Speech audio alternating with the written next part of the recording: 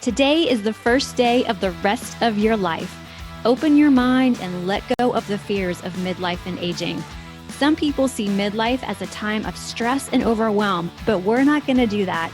We see midlife as an opportunity for continued learning and growth. Life's a journey, not a destination. It's a continual process and can get better all the time. And the best part, you can write your own rules. So in each Midlife Magic episode, we're going to have conversations with interesting and cool people that will give you the inspiration and know-how on how to live your best life.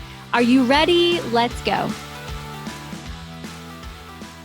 Hello, friends. I hope this episode finds you doing well, excited for all of the wonderful things that this holiday season is going to bring to you and yours and your family. I know over here we are super excited for Thanksgiving and Christmas, Hanukkah holidays.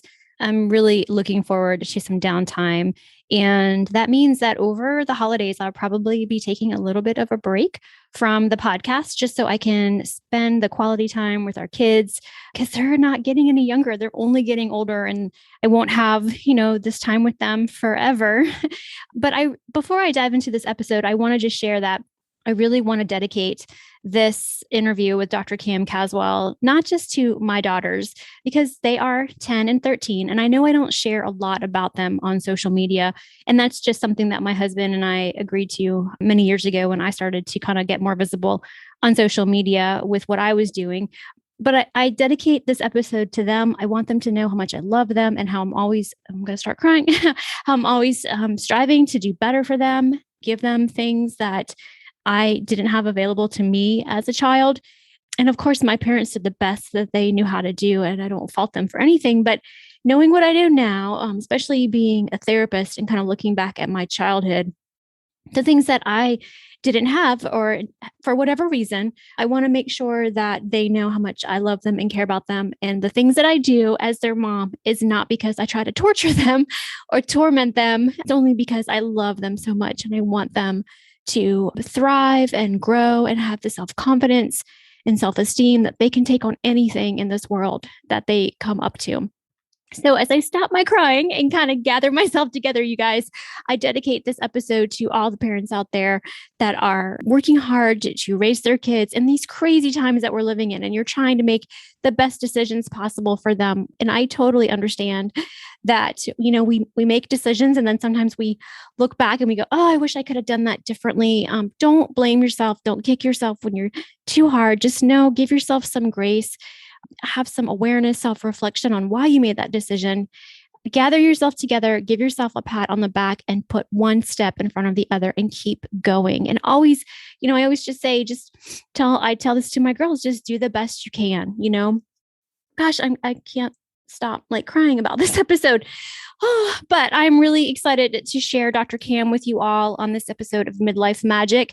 She is dubbed the teen translator. She's an adolescent psychologist and family success coach who specializes in helping parents build strong, positive relationships with their teens through improved communication, connection, and understanding. So Dr. Cam has a lot of resources for you if you're looking to be better at parenting your teens. She has a podcast called Parenting Teens with Dr. Cam. She has the Parenting Teens Power Hour that's run on her website. She's also created a series of online parenting courses, including how to make life with teens run smoothly. You guys can get all of these resources in the show notes, so be sure to check the show notes so you can connect more with Dr. Cam. I really hope you enjoy this episode. I really enjoyed chatting with her. I learned a lot of stuff, and it's funny because, gosh, I'm a therapist and I still need to be reminded of these things all the time because I am as a therapist, I see this on the outside looking in with a family, but then when I'm in it and I'm the parent or I'm the wife, it's so much harder to see because our own stuff kind of clouds and gets in the way. So I just want to encourage you that there's always room for growth. There's always room to try and do better. And Dr. Cam is here to help us do that. Before we dive into the episode, though, I wanted to share with you guys as we transition into fall and winter, and maybe you're in the office more and more, I wanted to tell you that some of the outfits that I have shifted away from my summer attire. I know back in the summer, I was telling y'all about my favorite Zaya Active workflow pants, but now I'm really digging, now that it's cooler here in South Carolina, I'm digging my everywhere pants. as well as my peak joggers. If you are looking for some athleisure styles that you can wear to the office or wear to wherever you work, maybe you're a teacher, maybe you sit on the couch a lot because you're a therapist and you're just looking for some really nice clothes that won't break your bank account, which is what I'm all about, then be sure to head over to my Zaya Active website. The link is in the show notes, and happy to answer any questions you have about the items. Of course, I am a brand rep, so I would receive a commission if you decide to purchase through me. So thank you very much. In the meantime, you guys enjoy this episode with Dr. Cam Caswell. So, hey, everybody, welcome back to another episode of Midlife Magic. I'm your host, Lisa Mustard, and this week's guest is Dr. Cam Caswell. Welcome to the show, Dr. Cam. It's so fabulous to have you. Hello. Thank you, Lisa. It's great to be here. Yeah, will you share with our audience who you are, what you do, and who you help or how you help? Yeah. So like you said, Dr. Cam, and I call myself the teen translator, and I'm an adolescent psychologist and family coach. But what I do is I help parents understand their teens, and I open the lines of communication. I have found through working with teenagers and parents for almost 2 decades now that most conflict is because of miscommunication. Yeah, I can attest. Yeah. And I'm a mom of a teen too, so I live it every day. Right. Yeah. How did you get into this work? Like what drew you to this population? You know, it's kind of just a series of events. It's starting back when I was a teen and I felt extremely misunderstood. I fought with my mom all the time. And it was just, never feeling like anyone heard me and felt all alone. And I was a peer counselor. And so I would have, because it would look good on my college resume, right? Why else do we do stuff? And I remember having clients, I'm quoting, come in. And one of my clients was this girl, Stephanie, who was the class bully, right? The girl that I would walk to the other side of the hall to avoid. And so she comes in expecting me to counsel her. I'm terrified, right? And as she starts talking and telling her stories, I start seeing all these similarities in how we feel. And so I'm like the straight A student, teacher's pet. And here we are feeling the same way. And that really has stuck with me. And later when I went into psychology, because that stuck with me too, I was teaching adolescent psychology. And I had a lot of parents coming up and saying, oh my gosh, what we're learning is completely changing our relationship with our teens because we get them now. And so that just kind of kick-started this like, wait a second, I love psychology. This seems to be a big gap between what parents know and what's available, and started just helping people I knew at the time. Wow. And it started becoming something I did more and more and more. And till I turned it into just my full-time gig. Yeah. Oh, wow. That's so cool. So where are you practicing? Like, how do people find you, I guess? Yeah. So I'm based out of Northern Virginia, but thanks to Skype now, I work with people all over the world. I have clients in the UK and Canada. It's amazing. So just going to my website, askdrcam, drcam.com, and you can find all the information about me, but it makes it pretty cool. Yeah. Okay. Well, now that we've got you here on Midlife Magic, I know a lot of my listeners they're like me. They're a mom. They're in their midlife. And I'll say, 40 plus, and we're entering into, well, some of them have the teens already like out of their homes, but I'm really talking to the ones that I have a preteen. She'll be 13 this year. So really, I'm having you on for selfish reasons because I want to know. Those are my favorite. Yeah. And the crazy part is like, I'm a therapist. Like I'm a therapist, but yet in my own home, it's so different. So, I mean, gosh, okay, let's just jump into some things here. Let's just kind of take like that preteen age. What do parents come to you with or for, or do the kids come as well? Like, what does it look like? It's both. So the parents typically come to me, and I'm going to paraphrase, to fix their kids, right? Sure. And I think this is true for all of us, is that when our kids hit that age where you're, the tween years, they start changing. And this is because of brain development, right? They start maturing. They start thinking more critically. They start being able to compare what the reality versus the ideal and seeing that big gap between them. And there's noticing how they interact with the world. So there's a lot changing with our teens, and parents don't know what to do about it. Yeah. Because all of the things that we finally figured out about parenting that worked no longer work. In fact, most of it backfires now. And we get frustrated because we're like, well, this used to work. So clearly it's not me, it's them, right? Something's wrong with them now. They now are broken, and they start getting disconnected, and they start causing a ton of conflict, and teens trigger us so much. And it's funny, Lisa, when you say, I'm a therapist and yet it's so hard. I was talking about this actually just yesterday.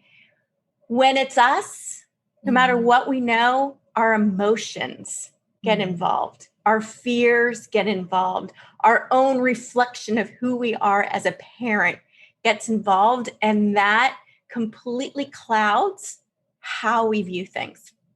Mm-hmm. And so no matter how much you know, therapist or not, that gets clouded. And so I think that does with all parents is we start seeing our kids through this cloud of emotion and fear and expectations of what's going to happen. Yeah. And we react from there. Mm-hmm. Mm-hmm. And a lot of the conflict that is created is actually coming from us. Yeah. Mm-hmm. And so I'm always working with the parents. So parents will come to me saying, my teen is being disrespectful and doing all this. And I'm like, let's us two talk. Right. Yeah. Because once you understand that what we're reading as disrespect and defiance and all these different emotions that are triggering us, when we realize that it's really our teen's best effort to communicate to us. They're trying to voice what's going on. They're now trying to self-advocate, right? They're trying to explain what's important to them. And they're trying to understand, not because they don't trust us, but because they're trying to learn. Yeah. And if we don't answer them, we don't give them good explanations, then they start to distrust us because they're like, well, if you're not going to explain to me, then I don't believe there's a good reason. Right? Oh, yeah. So a lot of the issues that we have aren't because of teen issues. It's because of how we handle the issues as parents. That's so wise. So wise. And I know, it's like you said, when it's in your own home and you're going through it yourself, you're right. Emotions, fear, unmet expectations. And a lot of it's my own stuff I'm projecting onto my oh, yeah. I totally get that. And I'm feeling so encouraged that there's somebody like you to help us. So I'm so glad you're here. What do you do at that point? Like, what do you tell the parents? Like, do you have like a process? Do you have a blueprint? Like, how does it play out? Yeah. So I have a few things. Like I really have what I call the 4 habits of a calm parent, which is CALM. Mm-hmm. And this is really about stepping back and being curious, which is the C, right? Mm-hmm. So it's really about looking at, okay, my teen's behaving this way, rather than responding from this place of emotion and reaction. Get curious. Why are they behaving that way? Behavior is a symptom, not the problem. Right. It's the red light going off on our car saying, hey, check your engine. Mm-hmm. Behavior is that. So it's really getting curious about what's going on with my teen and learning about teen behavior. The second one is taking accountability for how we're showing up. Mm-hmm. And so a big piece of this is, are we staying calm? And we usually lose our bleep, right? When our teens get emotional. And the problem is we're adding more emotion to the mix. They're in fight or flight, right? They don't have the brain capacity, which is what we learned in the curiosity part about the fact that they don't have that upper brain, that reasoning part of the brain, the emotion regulation part of the brain isn't developed yet. But the part of the brain that is emotional is. Right. So if we add emotion to the dynamic, we're just making matters worse. Our teens are not going to come down. We're just making them go into more of an emotional state. So it's really about taking accountability. How are we showing up in that relationship? What are we bringing to it? And then it's thinking long term. And so this is the other really big piece of it, is that parents often react in the moment, right? We see a behavior that we don't like. Oh, no, you don't talk to me like that. No. Or you've got to get your homework done. Just go do your homework, right? And we getting in this yelling, or get off your phone, right? You got to get off your phone, take the phone. The phone is the go-to currency of like everything your teen does results in the phone being taken away. That's true. Right? It does. Yeah. And you never notice, you constantly keep having to do that because it doesn't work. And a lot of time it's because we're not thinking long term. We're thinking in the moment. We're not going, what's my actually intention in this? What am I trying to teach my teen? What is my goal? And is the way I'm approaching it really getting to where I want to go? Mm-hmm. Or is it just actually making matters worse and I'm getting stuck in this cycle that I don't want to be in? Right. So it's really thinking, stepping back and going, what am I trying to accomplish here? Yeah. And then the final one is just being extremely mindful about how we're responding rather than reacting, responding from a place of how am I empowering my team? What am I trying to teach my team? What am I trying to instill in my team? And how am I showing up? So those are really the habits that I dig into with the calm parent. Yeah. Oh, I'm like, I want to dig in there with you. Like, help me. I love the calm, the way, acronym. Is that what it is? An acronym for I'm calm? all about acronyms. Yeah. It's really helpful. And it's helpful for me to remember calm, like stay calm, curious, accountable, long-term, and mindful. Okay, great. I got it. Okay. That's awesome. What other issues do folks come to you for? I mean, are there other areas that you are seeing right now because of like COVID or? Oh gosh. Yeah. Yeah. So, I mean, the biggest things that are coming to me, anxiety, really high, depression. Yeah. And the anxiety is social anxiety now. Kids were having to get on Zoom, which was really uncomfortable. And if you think about it, they're already so self-conscious and now they have to stare at themselves all day long. And then it's just really hard. Internet use, social media use, device use is a big one that comes. Motivation to do homework and the talking back, defiance attitude. Those are the things that come to me regularly. And the solutions are all, there's a few things that I teach all parents.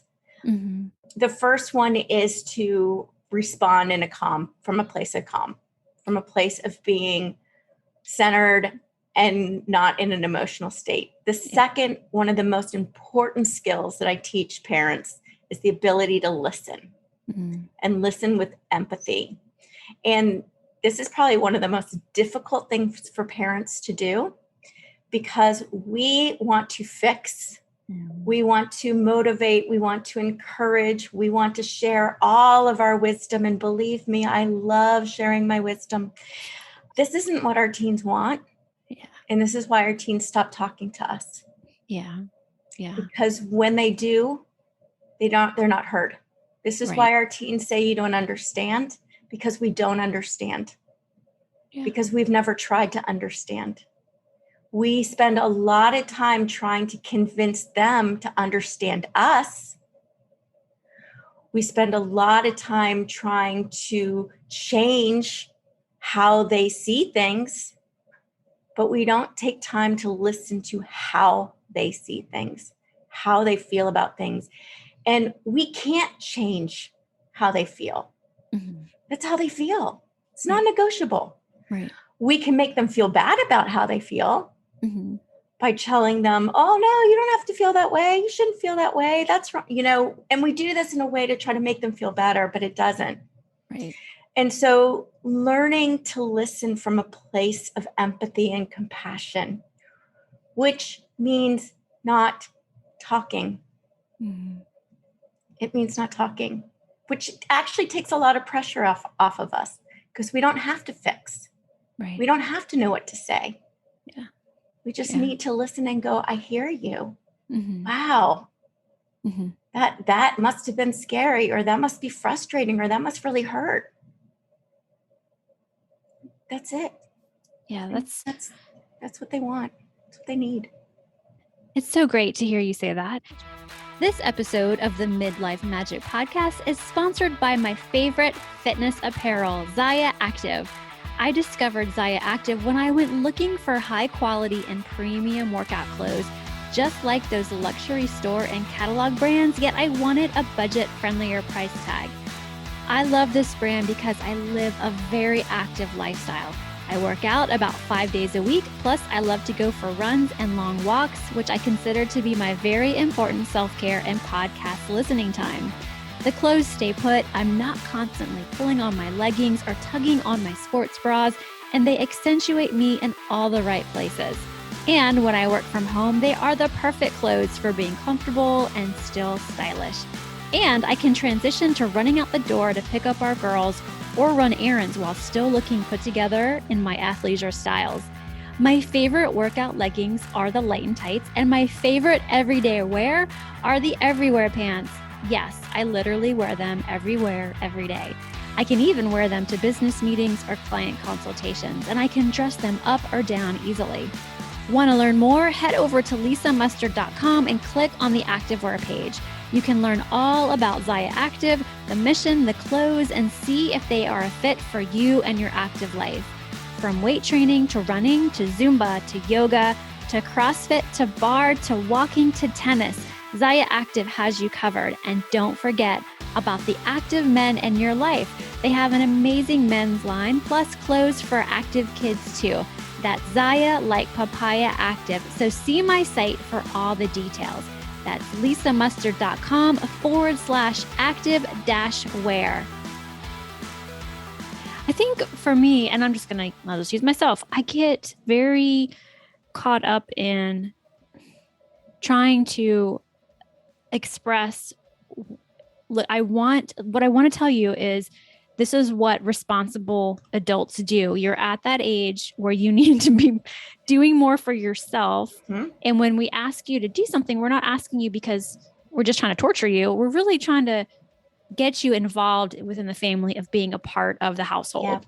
Yeah. Why is that so difficult, Dr. Cam? Oh, again, that question I get a lot. And this is where, again, a lot of conflict comes because parents are just like, why won't they just listen to me? It would be so much easier if they just listened to me.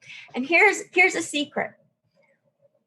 Your teen is not going to change the way they react to you.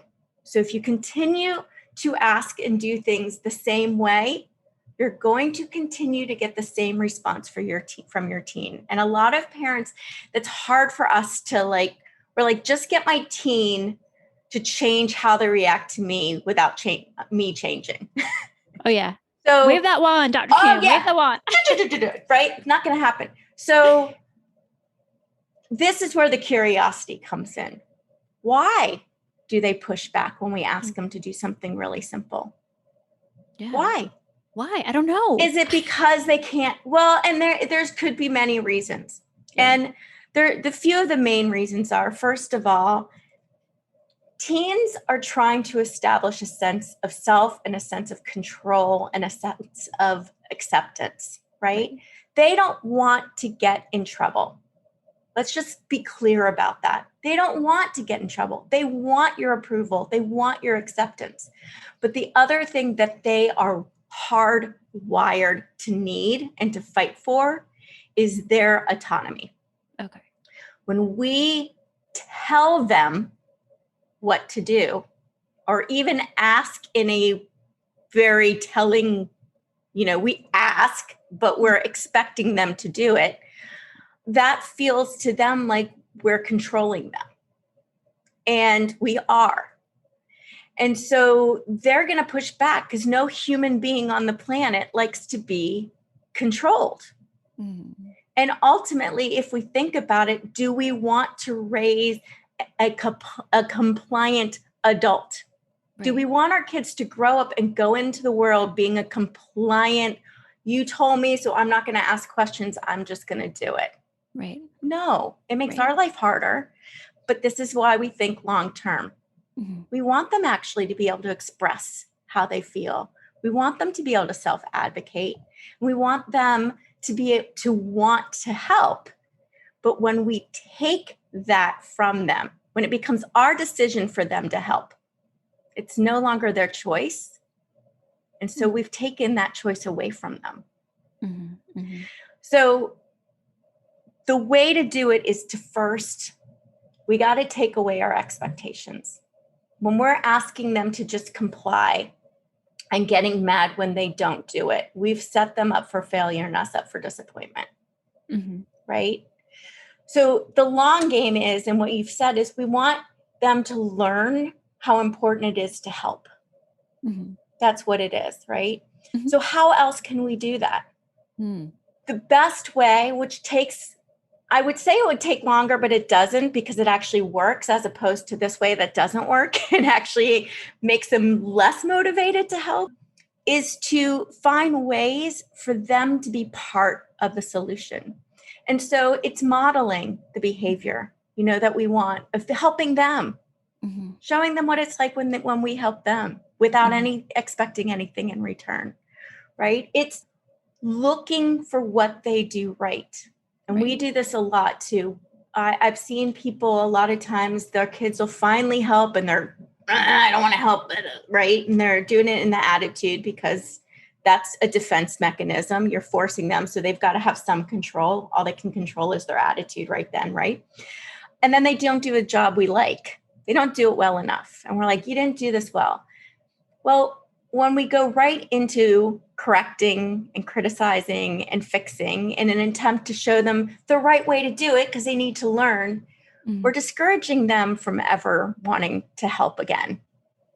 So it's really focusing on their wins and encouraging that and letting them know. I have kids come to me all the time that say, I can't do anything right.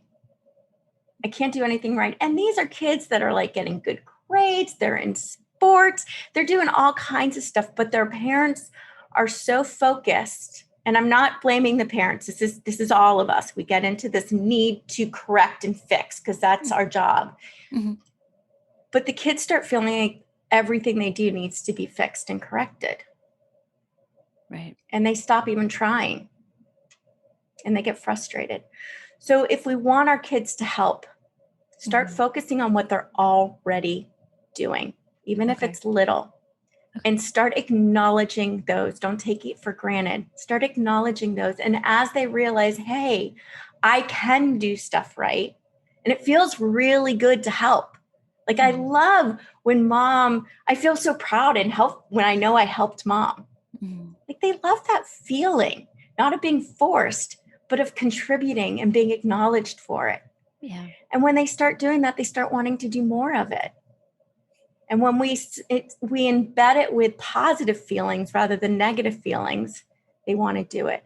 And there's things where, like emptying the dishwasher, I always go to. No one likes to empty the dishwasher. I don't know why. It's not that big of a deal. We do it together, right? You do the top, I'll do the bottom. You do the right shelves, I'll do and so if there's things we want them to learn to do, rather than say, you go do it, teach them by doing it with them. Mm-hmm. Mm-hmm. Okay. I love that. And I'm taking notes and I'm remembering this when I run into a situation. I do want to ask you though, because there might be some other folks listening, like, what do you do when the parents don't agree on what should happen in terms of how to approach this with a child? Like husbands, wives, partners, whatever, raised in their own families of origin, and they come from their own set of rules and expectations. And then they come together and they have these children, and then they're trying to raise them together. Like, is that something that you see a good bit? Who do I ever? And I mean, I've seen it where there's 4 parents involved because we've got the step parents and they're going back to back. And so we've got 4 different parenting styles involved. And let me just say this first. Mm-hmm. if your kids are acting out and you've got 4 parenting styles approaching them, give your child some grace. Right. Because that's confusing. Yeah. And so parents get upset that their kids aren't behaving. And it's like, well, they don't even know what to do. So again, they're back to the why even bother. Mm. So it's super important for parents, whether your style is different or not. This goes back into the long game piece of it, the long term. What are your goals? What do you want to accomplish as a parent? What do you want your kids to learn? And I have found that even parents on the opposite side of this spectrum of when it comes to how they work with their kids or talk with their kids or parent their kids, their long-term goals and what they want for their kids ends up being very similar. Mm-hmm. They may phrase it differently, but it ends up being very, very similar. Then you work back from that. Okay, that's what you want. How do we achieve that? Mm-hmm. Okay.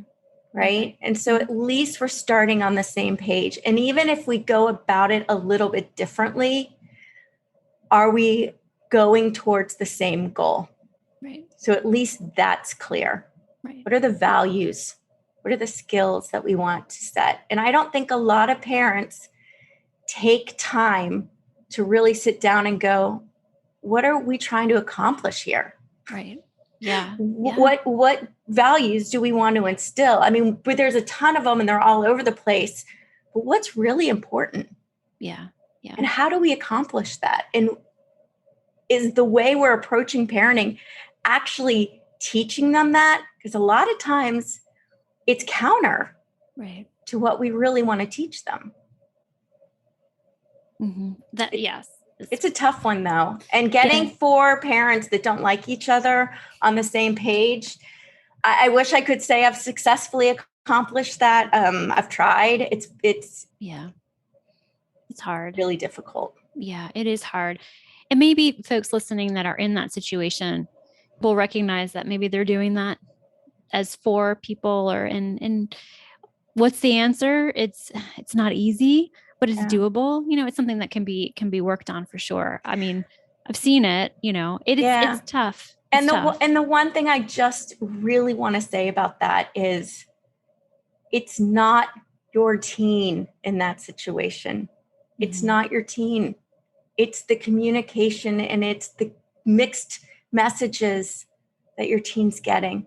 Right.